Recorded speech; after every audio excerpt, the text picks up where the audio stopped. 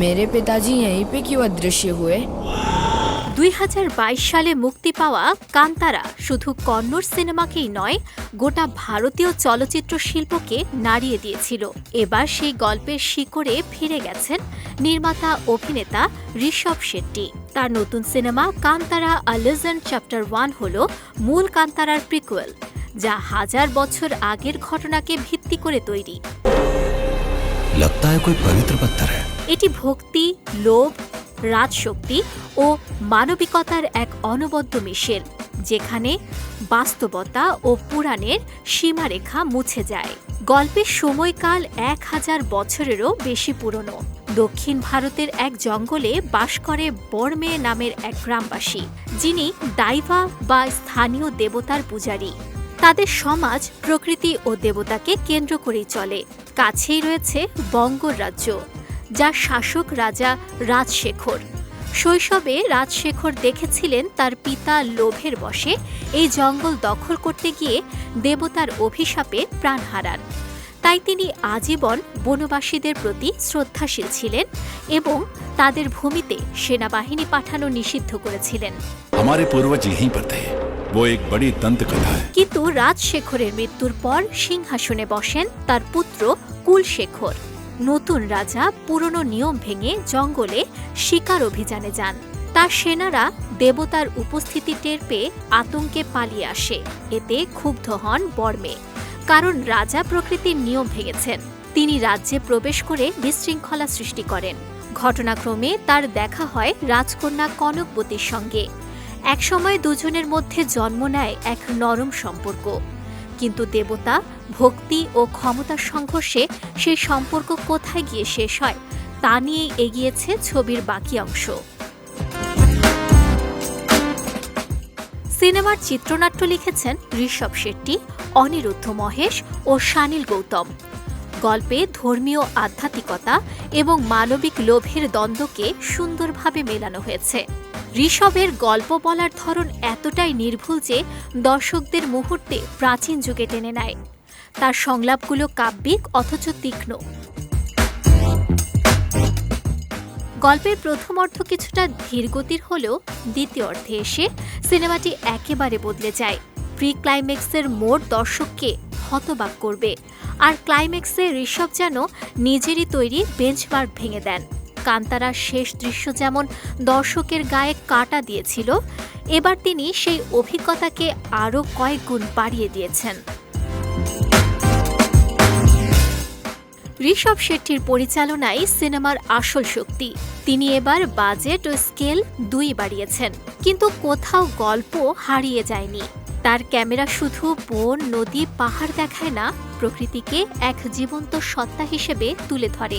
প্রতিটি দৃশ্য যেন এক একটি শিল্পকর্ম। একই সঙ্গে ঋষভের সাহসের প্রশংসা করতেই হয়।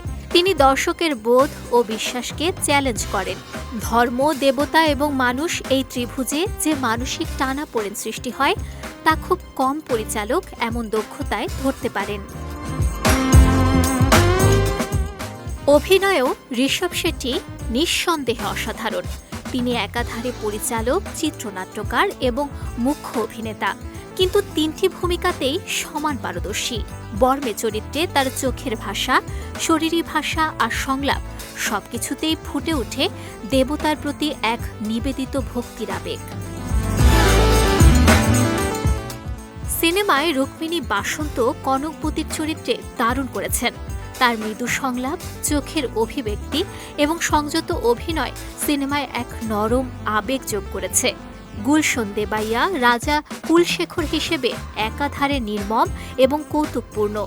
এই দ্বৈত চরিত্র ফুটিয়ে তোলা সহজ নয়, কিন্তু তিনি সেটি অনায়াসে করেছেন। অরবিন্দ এস কাশ্যপের সিনেমাটোগ্রাফি পুরো ছবির অন্যতম সম্পদ। তিনি এমনভাবে ক্যামেরা ব্যবহার করেছেন যে প্রতিটি দৃশ্য যেন জীবন্ত। কখনো ভোরের কুয়াশা, কখনো বনের গাঢ় অন্ধকার, কখনো আবার দেবতার আগমন দৃশ্য, সবকিছুতেই সিনেম্যাটিক সৌন্দর্য ফুটে উঠেছে। সিনেমাটির প্রোডাকশন ডিজাইনও প্রশংসার যোগ্য। রাজপ্রাসাদ, বনাঞ্চল, মন্দির সবকিছুই সময় উপযোগী ও বাস্তবসম্মত। কস্টিউম ডিজাইনার প্রগতি শেট্টি যুগের সাথে সামঞ্জস্য রেখে চরিত্রগুলিকে গ্রামীণ অথচ রাজকীয় আবহে সাজিয়েছেন। কান্তারা আ লেজেন্ড চ্যাপ্টার 1 শুধু একটি প্রিকুয়েল নয়, এটি এক আধ্যাত্মিক যাত্রা। সিনেমাটি ধর্মীয় ভাবনা, লোকবিশ্বাস ও মানবিক সম্পর্কের সংমিশ্রণে তৈরি এক গভীর দর্শন তুলে ধরে। ঋষভ শেট্টির হাত ধরে কন্নড় সিনেমা আবারও প্রমাণ করেছে আঞ্চলিক ভাষার গল্পই হতে পারে আন্তর্জাতিক মানের। তবে ছবির কিছু সীমাবদ্ধতাও আছে। প্রথম অর্ধে গতি কম, কিছু দৃশ্য বিভ্রান্তিকর এবং সাবটাইটেল ছোট হয় বিদেশি দর্শকের জন্য অসুবিধা হয়। তবু সিনেমার শেষার্ধের শক্তি, ক্লাইম্যাক্সের বিস্ময় এবং ভিজুয়াল মহিমা সব মিলিয়ে এই ত্রুটিগুলো খুব সহজেই ক্ষমাযোগ্য হয়ে যায়। কান্তারা আ লেজেন্ড চ্যাপ্টার 1 এমন এক সিনেমা যা ধর্ম, শক্তি, প্রকৃতি ও মানুষের আত্মিক সংযোগের গল্প বলে। এটি একদিকে দর্শন, অন্যদিকে বিনোদন। ঋষভ শেট্টি যেমন নিজের জন্য নতুন মানদণ্ড তৈরি করেছিলেন কান্তারাতে, এবার তিনি তা অতিক্রম করেছেন আরও এক ধাপ। ছবিটি যদি মুখে মুখে প্রশংসা পায়, তবে নিশ্চিতভাবেই এটি 2025 সালে অন্যতম বড় হিট হতে চলেছে।